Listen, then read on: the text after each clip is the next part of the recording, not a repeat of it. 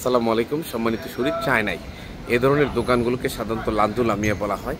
কোথাও কোথাও হালাল লেখা থাকে, আবার কোথাও কোথাও খুব ছোট করে বিফ নুডলস লেখা থাকে। আর ভিতরে যখন আপনি যাবেন তখন ধীরে ধীরে আপনি দেখবেন, যেমন এই যে আমরা এটার ঢুকে যাচ্ছি, ঢোকার পরে আপনি দেখবেন এরকম গরু বা ছাগলের ছবি থাকবে, নুডলস থাকবে, এবং দেখেন আমরা একটু যেমন এখানে লেখা আছে